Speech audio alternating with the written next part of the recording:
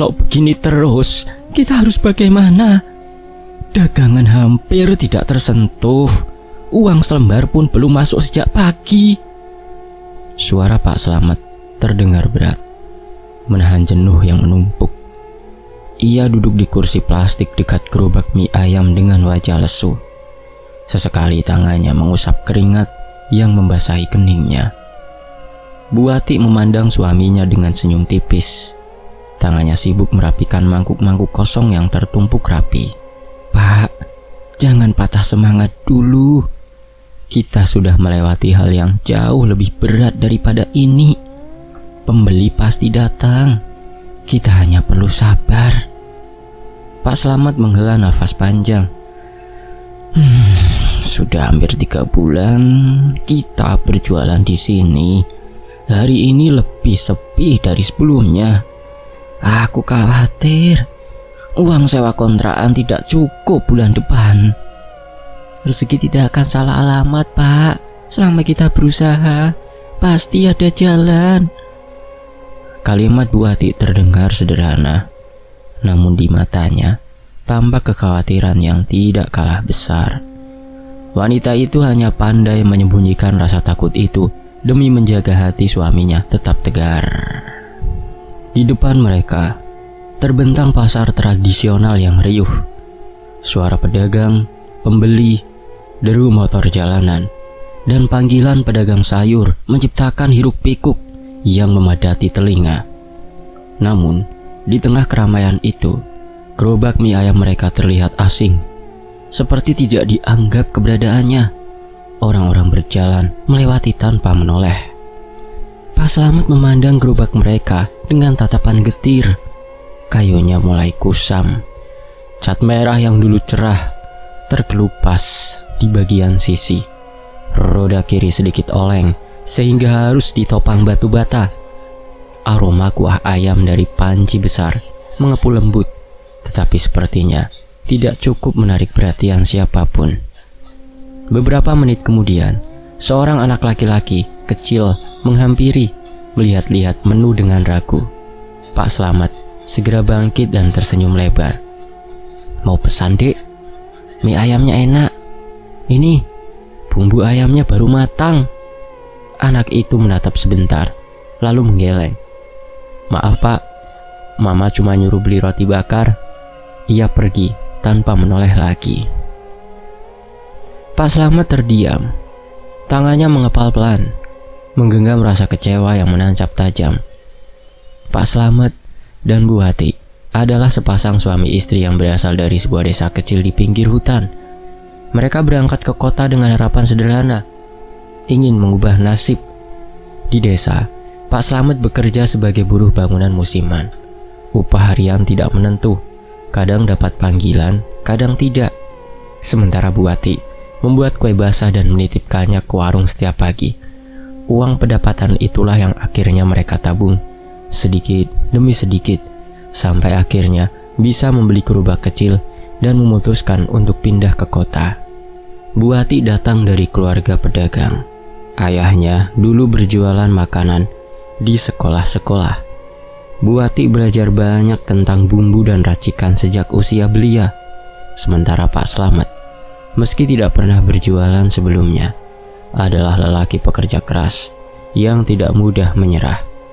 Mereka saling melengkapi, saling mengisi kekurangan satu sama lain. Pak Slamet menatap istrinya lama sekali, seolah sedang mencari sedikit kekuatan. Bu, kamu masih yakin dengan langkah yang kita ambil? Kadang aku takut sudah membuat keputusan salah. Bu Wati tersenyum lebih hangat, kali ini tanpa pura-pura. Aku ikut sampean aja, Pak. Apapun yang terjadi, selama kita berdua, tidak ada yang perlu ditakuti. Pak Slamet menggenggam tangan istrinya erat. Aku janji gak akan menyerah. Matahari bergerak perlahan ke atas kepala ketika petugas berseragam datang menghampiri sambil meniup peluit. Langkahnya tegap, dan kilatan logam di lengan baju memberi sinyal yang tidak bisa dianggap biasa. Pak, Bu, area ini belum terdaftar sebagai lokasi usaha resmi. silakan segera pindahkan gerobak. Sudah beberapa kali kan kami ingatkan. Pak Slamet berdiri cepat. Wajahnya tegang. Pak, mohon beri waktu sebentar. Kami baru mulai jualan. Belum ada pembeli hari ini. Kalau dipindah sekarang kami benar-benar tidak punya pemasukan hari ini. Lagian kan kami sudah bayar kontrakan. Ini bayar Pak lapaknya. Alah, kalian ini ditipu sama oknum. Aturannya sekarang tidak bisa dinegosiasikan. Wong masih banyak yang lain dagang resmi di dalam pasar kok. Kalau mau tetap berjualan, urus surat izin dulu. Masuk ke pasar dagangnya. Bu Hati mencoba menahan air mata yang hampir jatuh. Pak, kami masih mengusahakan Pak. Tolong beri kelonggaran sebentar saja. Namun, petugas hanya menggeleng dan memberi isyarat tegas agar mereka membereskan dagangannya. Orang-orang sekitar memandangi tanpa peduli. Ada yang melirik, ada yang membisiki temannya sambil tertawa kecil melihat mereka tergesa-gesa membereskan peralatan. Pak Slamet menyeret gerobak menjauh dari lokasi itu dengan nafas berat. Roda yang oleng membuat gerobak berkali-kali condong ke samping. Tangannya bergetar menahan amarah yang tidak mendapatkan tempat dan marah kepada oknum yang katanya aman-aman, tapi nyatanya digusur. Tidak berapa lama, rombong itu sudah berpindah di sudut pasar yang lebih sempit dan sepi. Pak Slamet duduk bersandar pada tembok. Aku benar-benar lelah, Bu. Rasanya seperti seluruh dunia menolak kita. Bu Wati mendekat, menyeka keringat yang mengalir di wajah suaminya. Kalau kita berhenti sekarang, semua perjuangan kita jadi sia-sia, Pak. Kita sudah terlalu jauh untuk kembali ke belakang. Aku takut melihat kamu bekerja keras, tapi hasilnya gak ada. Aku merasa gagal sebagai suami. Pak, kegagalan itu bukan ketika kita tidak berhasil, tapi ketika kita berhenti mencoba. Aku percaya kita akan menemukan jalan. Jangan menyerah dulu ya Pak, semangat. Pak Slamet memejamkan mata. Ingatan tentang kampung muncul seketika. Rumah reot berdinding papan. Hujan yang selalu merembes dari atap. Dan tatapan iba dari orang-orang yang melihat mereka pulang tanpa hasil. Pak Slamet membuka mata dengan sorot berbeda. Kalau begitu, kita harus lebih keras lagi. Aku gak mau kembali ke desa dengan tangan kosong. Aku akan melakukan apapun demi membuat hidup kita berubah. Bu Wati menepuk bahu suaminya pelan. Aku selalu di sini untuk menemani sampean, Pak, dalam setiap keputusan. Mereka terdiam sejenak, mendengar hiruk-pikuk pasar yang tidak memberi ruang nyaman bagi hati yang rapuh. Lalu, Pak Slamet bangkit, mulai merapikan peralatan. Buka tutup panci kuahnya, Bu. Kita coba jual sampai nanti sore. Kalau tetap tidak ada yang beli, kita cari tempat baru hari berikutnya. Iya, Pak, iya. Bu Wati tersenyum dan langsung membuka panci besar untuk merebus mie. Waktu bergerak perlahan. Awan mulai bergeser. Cahaya matahari mulai meredup di balik bangunan tinggi. Hembusan angin membawa aroma berminyak dari penjual gorengan serta asap panggangan sosis dari kios sebelah. Langkah-langkah kaki terdengar bergerak cepat, seolah pasar mulai bersiap menutup aktivitasnya. Lalu, seorang pria parubaya dengan tas bahu mendekat. Pak, mie ayam 1 porsi. Saya lapar sekali setelah keliling pasar. Pak Slamet tersentak kaget, lalu tersenyum lebar. Siapa? Monggo silakan duduk. Saat itu, Bu Wati melihat sorot mata suaminya kembali berbinar, seperti bara harapan yang baru saja ditiup angin segar. Bu Wati berharap jika ini adalah awal dari keberhasilan mereka di kota. Beberapa bulan berlalu, kerja keras Pak Slamet dan Bu Wati mulai menunjukkan perkembangan. Pak Slamet yang dulu hanyalah penjual mie ayam kecil, kini telah memiliki sebuah kios sekaligus tempat tinggal. Bu, lihat itu. Suara Pak Slamet terdengar bergetar. Namun kali ini bukan karena putus asa. Ia berdiri terpaku di depan kios baru yang papan namanya baru saja dipasang pekerja. Tulisan mie ayam Pak Slamet terpampang jelas, dilengkapi lampu sorot kecil di bagian atasnya. Bu Wati menutup mulutnya, menahan emosi yang bercampur antara bahagia dan tak percaya. Duh Gusti Pak, ini milik kita, beneran milik kita. Iya Bu, hari ini resmi jadi tempat usaha kita sekaligus tempat tinggal buat kita. Uangnya cukup buat bayar sewa 6 bulan pertama. Mata Bu Ati berkaca-kaca. Tangannya menggenggam lengan suaminya kuat-kuat. Aku bangga sekali sama sampean Pak. Semua perjuangan itu akhirnya terbayar.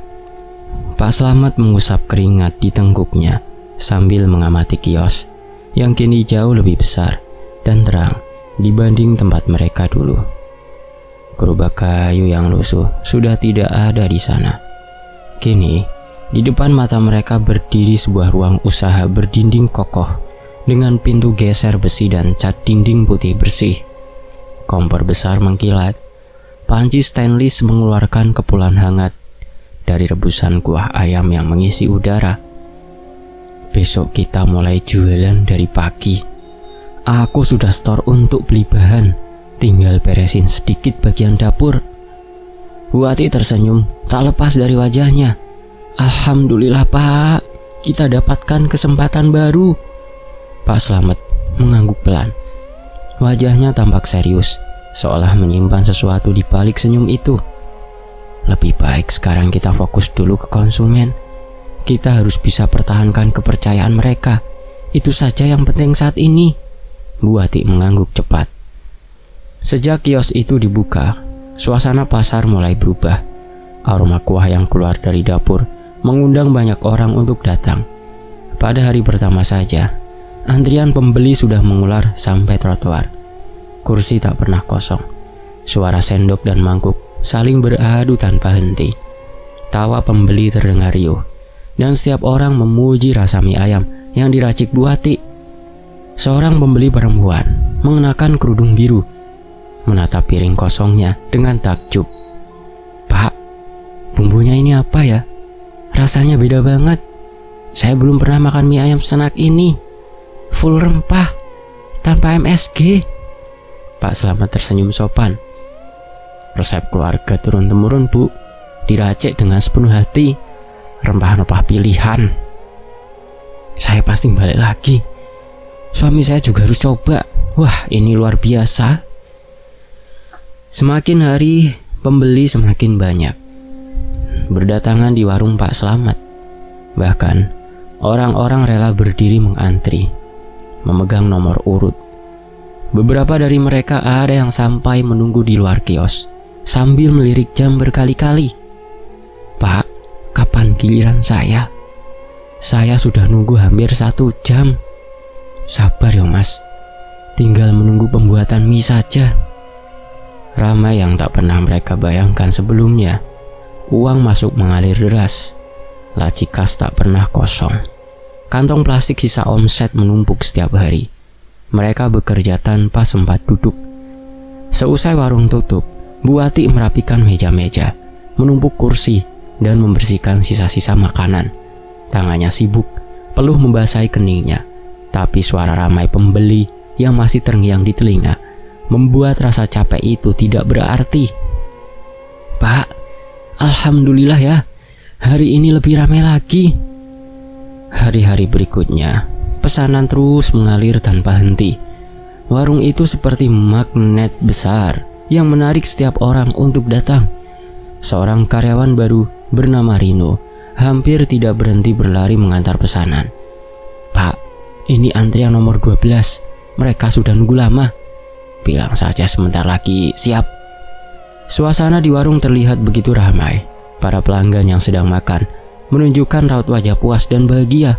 Namun entah bagaimana, hawa di ruangan terasa berat. Seperti ada tekanan yang datang dari balik tembok itu, menimbulkan ketegangan yang sulit dijelaskan sebabnya. Pada suatu waktu sepi, menjelang tutup, Bu Ati menghampiri suaminya yang tengah duduk memijat kening. Pak, sampean kelihatan capek sekali. Istirahat dulu, biar aku yang bereskan meja-meja. Gak apa-apa Bu, aku kuat.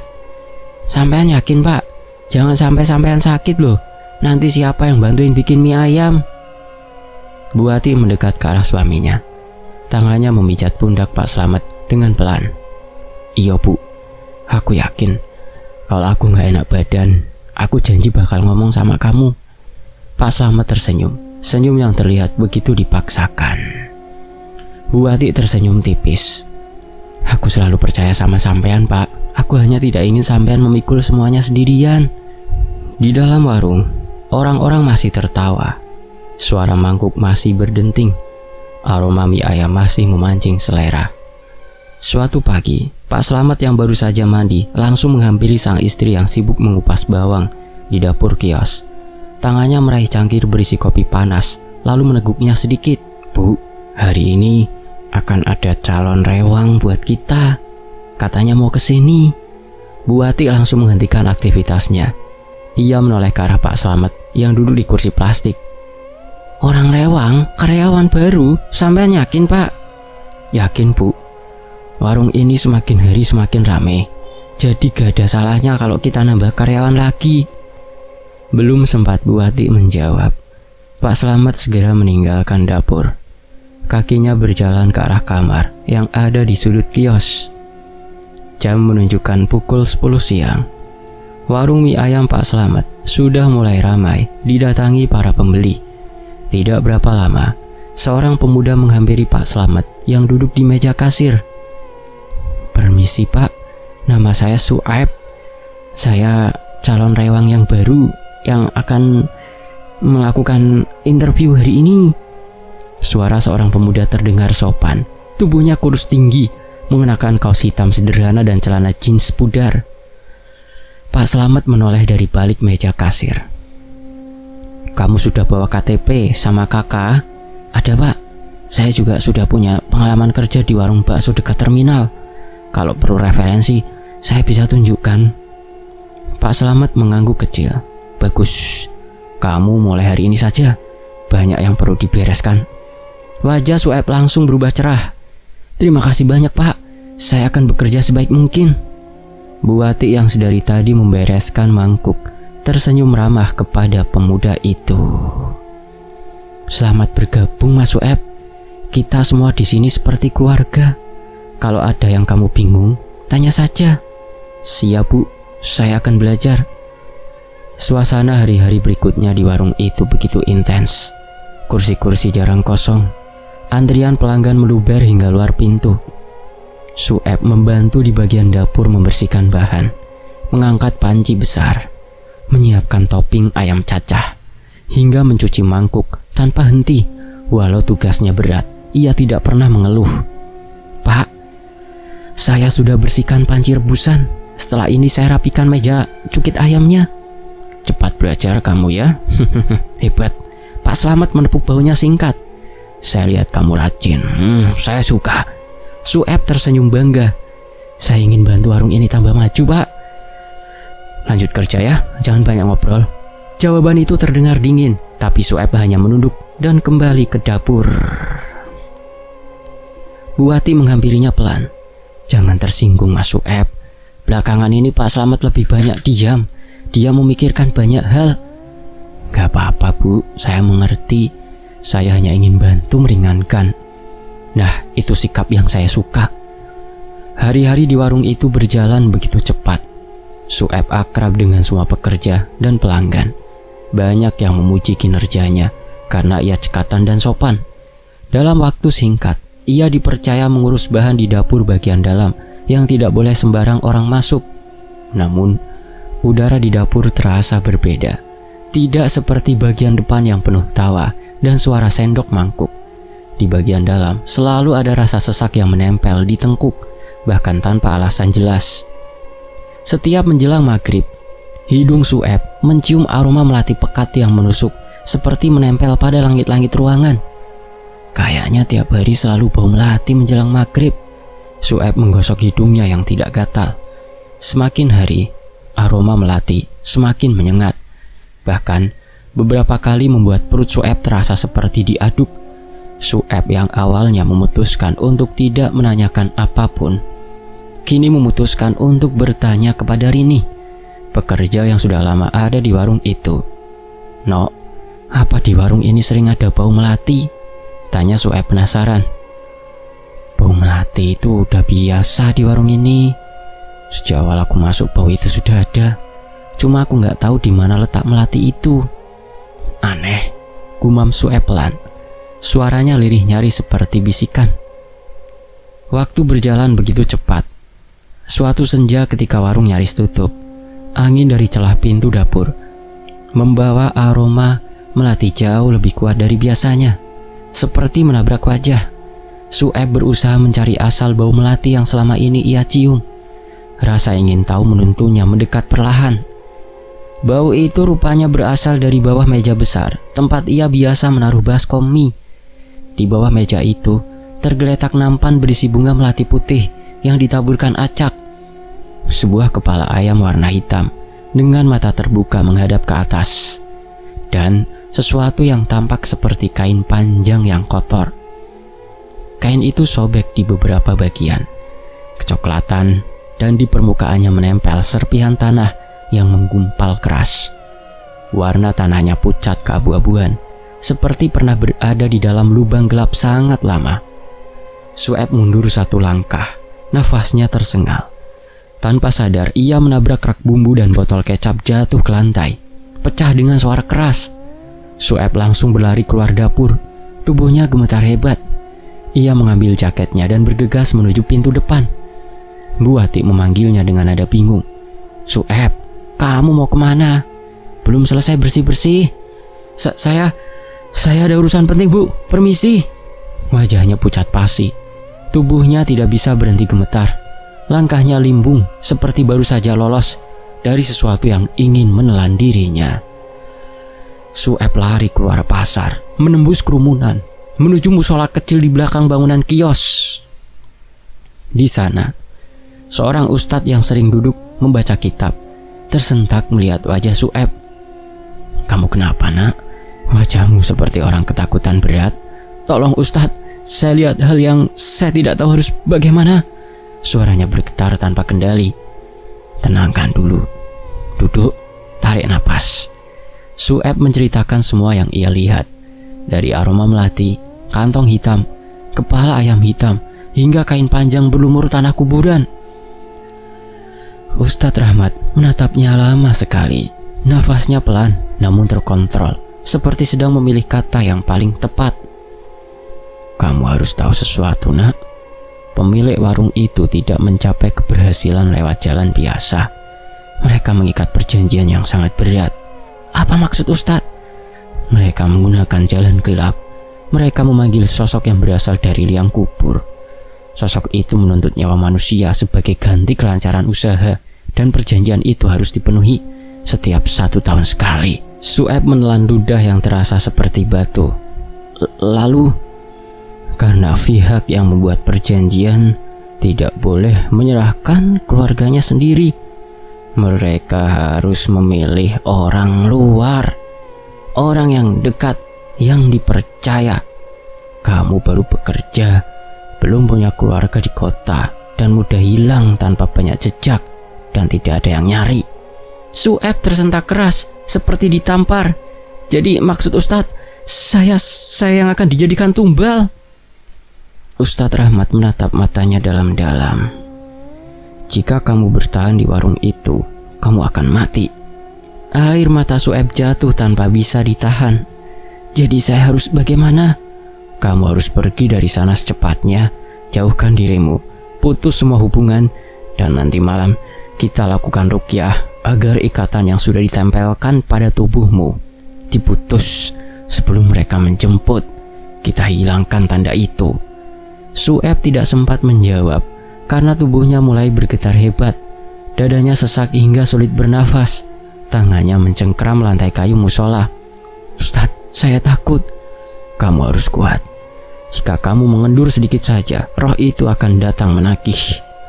Suara Ustadz Rahmat berubah keras dan lantang membaca ayat suci. Suaranya menggema memenuhi ruangan mungil itu. Tubuh Sueb tersentak seperti disambar listrik. Dari tengkuk terasa panas menggulung, merayap ke punggung, lalu naik ke kepala. Seolah ada tangan dingin yang meremas tengkuknya dari belakang. Tahan, jangan lepas. Sueb bergerak keras, lirih tapi panjang. Suaranya pecah menahan sesuatu yang menempel kuat pada tubuhnya. Ustadz Rahmat fokus membaca tanpa henti. Keluarlah dari tubuh anak ini, dia bukan milikmu. Udara di musola terasa bergetar, pintu kayu berdecit dan tiba-tiba semuanya berhenti. Tubuh Su'aib terkulai lemas, keringat mengalir dari pelipisnya. Ustadz Rahmat menatapnya dengan tatapan prihatin sekaligus tegas. Kamu sudah bebas untuk saat ini, tapi ingat, mereka tidak akan diam. Mereka tidak akan membiarkanmu pergi begitu saja. Su'aib mengangguk dengan wajah pucat. Besok saya mengundurkan diri, saya tidak mau kembali. Ustadz Rahmat meletakkan tangan hangat di pundaknya. Bersiaplah, apapun yang terjadi setelah ini, jangan pernah menoleh ke belakang. Di kejauhan, suara angin lewat menyentuh dedaunan pohon beringin tua di depan musola. Bayangan panjang pohon itu bergerak pelan, seperti sedang mengawasi. Keesokan harinya, Su'aib memberanikan diri untuk kembali ke warung Pak Slamet.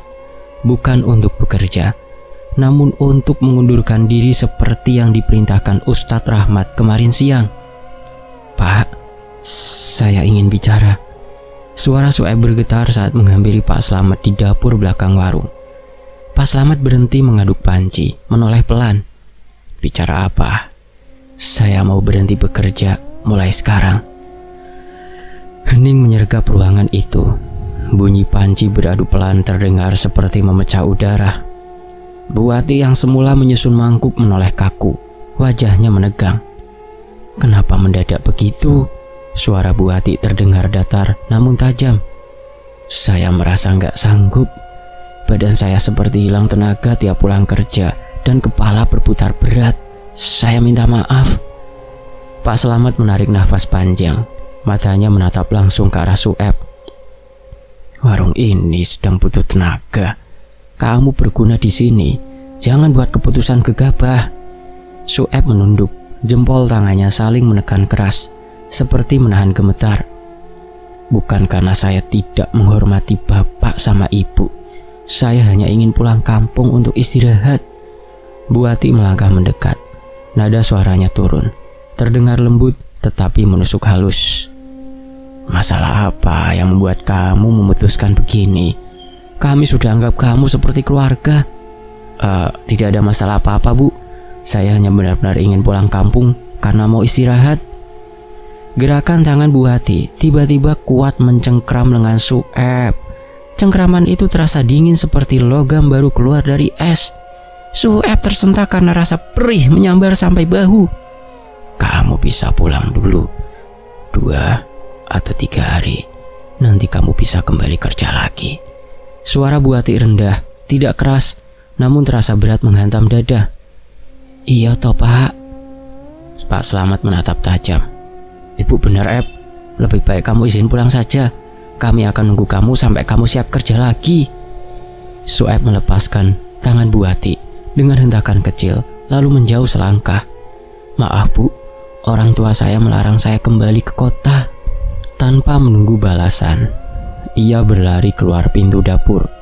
Langkahnya goyah, perutnya bergejolak seperti ditarik ke dalam. Pandangan matanya berbayang, dan dunia terasa berputar aneh. Orang-orang di warung menoleh ke arah keributan itu, tapi Su'aib tidak peduli. Langit meredup, perlahan, seperti kain gelap ditarik menutup cahaya. Udara dingin merambat melalui kulit. Setiap langkah terasa berat. Su'aib berjalan cepat menuju musola yang pernah ia datangi pertama kali ketika menceritakan apa yang ia temukan di dapur warung. Ustadz Rahmat terlihat sedang menata buku-buku tipis di rak kecil. Ia mengangkat wajah saat mendengar langkah terburu-buru. Kamu terlihat tidak baik-baik. Duduk dulu. Saya dilarang pergi Ustadz. Mereka tidak mau melepaskan saya. Nafas Su'aib tersengal. Tubuhnya seperti diguncang dari dalam. Ustadz Rahmat memejamkan mata sebentar lalu membuka perlahan. Kamu sudah terluka oleh ikatan yang dipasang. Itu sudah menempel kuat pada tubuhmu melalui tangan dari Bu Wati yang dirasuki sosok itu. Mohon bantu saya lagi Ustadz. Ya, jika tidak diputus sekarang, kamu akan dipanggil oleh sesuatu yang tidak mau ditolak. Su'aib memegangi dadanya. Rasa panas menelusup dari bagian dada ke punggung seperti aliran air tajam menusuk dari dalam tulang. Apa yang harus saya lakukan? Duduk di tengah ruangan, jangan bergerak. Apapun yang kamu rasakan. Su'aib duduk di atas hambaran sajadah tipis. Sementara itu, Ustadz Rahmat mengambil nafas perlahan, lalu mulai membaca ayat-ayat panjang, menembus udara yang terasa berat. Suaranya kokoh, bergetar kuat, dan memenuhi seluruh ruangan. Tubuh Su'aib langsung menegang, rasa dingin melingkari pinggang, lalu naik ke punggung, seperti lilitan tali membeku. Tangannya mencengkeram lantai dengan keras, rahangnya terkunci, dadanya terasa seperti ditarik dari dua arah berlawanan. Ustadz, ada yang menarik saya. Fokus, jangan lepaskan kendali. Nafas Su'aib berat, tenggorokannya seperti tercekat batu besar. Matanya terbuka lebar karena rasa sakit menembus tulang rusuk. Ruangan berputar, cahaya lampu di langit musola terlihat berkedip cepat. Tiba-tiba, sesuatu menyeruak di sudut ruangan. Bukan bayangan, bukan cahaya, melainkan wujud yang tampak membungkuk dengan kain kusut menggelambir menutupi seluruh tubuh. Kain itu bergerak pelan seperti didorong angin kuat dari sisi lain dunia. Sosok itu melangkah maju. Langkahnya berat menyeret kain panjang yang beradu dengan lantai, menggesek keras seperti gigi besi beradu di telinga. Aroma melati tajam menusuk seperti pisau menancap ke dalam rongga hidung. Su'aib tidak mampu menutup mata. Wajah di balik kain itu mengangkat perlahan. Kulitnya bolong-bolong seperti disayat benda kasar. Mata kosong menghadap lurus ke arahnya. Dari mulut yang kaku terbuka, keluarlah suara berat memanggil namanya. Su'aib. Tubuh Su'aib melompat ke belakang tanpa ia sadari.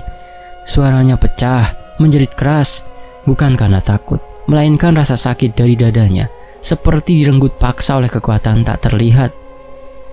Ustadz Rahmat meningkatkan suaranya, lantang dan kuat. Pergi, dia bukan milikmu. Sosok itu mendekat. Ruangan berubah panas seperti terbakar api di bawah lantai. Sajadah bergetar. Ayat yang dibaca Ustadz Rahmat menggema seperti guntur yang memecah udara. Sosok itu menjerit. Suaranya pecah parah seperti kain robek disayat besi tajam.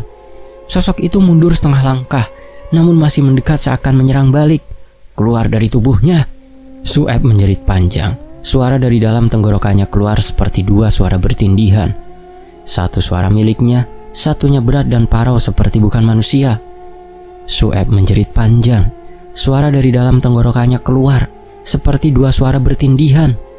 Kepala Su'aib terangkat tinggi tanpa ia kehendaki. Matanya memutih, badannya menegang kaku, hingga otot leher terlihat seperti tali tegang ditarik keras.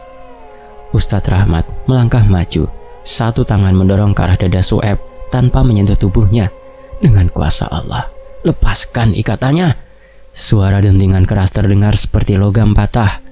Tubuh Su'aib terlempar ke belakang, menghantam lantai, namun tidak sampai membuatnya pingsan. Nafasnya tersendat, namun terasa bebas seketika. Sosok itu mundur cepat ke sudut ruangan. Kainnya memutar liar lalu hilang seperti asap ditelan udara padat. Su'aib mengembuskan nafas panjang. Keringat membasahi wajah dan lehernya. Tangannya gemetar tak terkendali. Kamu selamat untuk sementara. Suara Ustadz melembut. Mereka akan mengejarmu seperti binatang memburu darah segar. Kamu harus pergi sebelum semua terlambat. Su'aib menunduk. Suaranya tipis seperti hampir hilang. Apa yang akan mereka lakukan sekarang? Mereka akan melakukan upaya terakhir. Ritual itu butuh tumbal. Tanpa tumbal, kekuatan yang selama ini mereka pakai runtuh. Mereka tidak akan menyerah. Pada waktu yang sama, di warung mie ayam Pak Slamet berdiri di ruang dapur tersembunyi. Di bagian paling belakang, sebuah tungku besar menyala merah membara. Di depannya tergeletak baskom berisi potongan ayam hitam dan bunga melati menumpuk seperti hujan putih. Bu Ati berdiri di sampingnya. Tangan menggenggam kain kotor panjang yang masih menetes cairan gelap seperti air kubangan keruh. Matanya tajam tanpa kedipan. Kita tidak punya pilihan. Tumbal itu sudah terikat. Kita tinggal memanggilnya kembali. Kita butuh dia. Jika ritual gagal, semuanya hancur. Bacakan mantra itu. Pak Slamet mulai membaca rangkaian kata-kata panjang. Suaranya berat seperti bergetar dari rongga paling dalam dada. Kain hitam itu bergetar pelan saat mantra dimulai. Baskom berisi bunga melati bergerak sendiri. Aroma melati terasa menusuk sampai memenuhi ruang kecil itu. Udara menjadi padat dan panas. Di musola, Sueb masih menunduk menahan rasa pusing yang datang tiba-tiba. "Ustadz, ada sesuatu menekan dada saya." Kekuatan itu mencoba menarikmu kembali. "Mereka memanggilmu. Jangan kalah, Eb." Sueb menggenggam karpet kuat-kuat. Tubuhnya mulai terangkat sedikit dari lantai seperti ditarik ke atas oleh kekuatan tak terlihat. "Lawan, nak. Ucapkan kalimat ini." Apa, Ustadz?" "La ilaha illallah." Sueb berusaha bersuara. Lidahnya berat seperti tertahan batu. "La ilaha illallah." Begitu kalimat itu keluar, suara keras seperti benda berat jatuh menghantam sesuatu terdengar dari jauh. Tubuh Sueb terjatuh kembali ke lantai. "Ustadz, apa yang terjadi barusan?" Suara Sueb terdengar parau, seperti keluar dari tenggorokan yang baru saja diperas sampai kering. Ustadz Rahmat menatapnya sambil menarik nafas kuat. Suaranya tegas, tidak goyah sedikit pun. "Kamu baru saja dilepaskan dari ikatan yang menjerat tubuhmu, tapi perjuangan belum selesai. Mereka sedang berusaha merebutmu kembali saat ini. Kamu harus bertahan sampai jelang tengah malam. Itu batas waktu pemanggilan mereka. Jikalau tumbal tidak dapat sampai batas itu, perjanjian mereka akan hancur dan seluruh kekuatan akan kembali menagih ke pemiliknya." Lanjut Ustadz Rahmat. Sementara itu, di warung mie ayam yang telah menjadi rumah mereka, suasana berubah mencekam. Lampu di dapur berkedip-kedip seperti baru saja disedot habis oleh sesuatu yang tidak terlihat. Ruangan yang biasanya ramai oleh suara pekerja kini sunyi menindas. Pak Slamet berdiri di depan tungku menyala yang terlihat seperti mulut raksasa menunggu mangsa. Rambutnya basah oleh keringat, pipinya cekung. Sorot matanya gelap seperti dicengkram ketakutan yang tidak ingin diakui. "Bu, bacakan cepat mantranya. Kita sudah tidak punya waktu." Suaranya terdengar gemetar, meskipun berusaha keras terdengar tegas. Bu Ati mengangkat kepala. Wajahnya pucat tidak seperti biasanya. "Aku sudah siap, Pak." Bu Ati meletakkan tangan di atas kain panjang yang tadi bergerak di lantai. Kain kotor bertenaga mengerikan seperti menyerap cahaya lampu. Tangannya gemetar kecil meski berusaha terlihat tegar. "Ayo kita panggil dia," ucap Pak Slamet. Sejurus kemudian, suara doa mantra gelap itu mulai mengisi dapur. Udara berdenyut seperti menekan ke arah dinding. Bunga melati di baskom bergerak liar meski tidak ada angin yang berhembus. Api tunggu melonjak tinggi hingga memercik liar ke sisi tembok. Tiba-tiba pintu belakang bergetar geser keras. Dinding seperti bernafas, seolah sesuatu dari dalam mendorongnya keluar. Bu Ati tersentak, matanya membelalak. "Dia datang, Pak. Kita harus terus baca." Pak Slamet memaksa suara doanya semakin cepat. Api tungku meledak naik hingga hampir menyentuh langit-langit. Bunga melati di baskom berterbangan seperti disapu angin besar. Pak Slamet menggenggam kain panjang itu erat-erat. "Tolong kami, ambil dia kembali.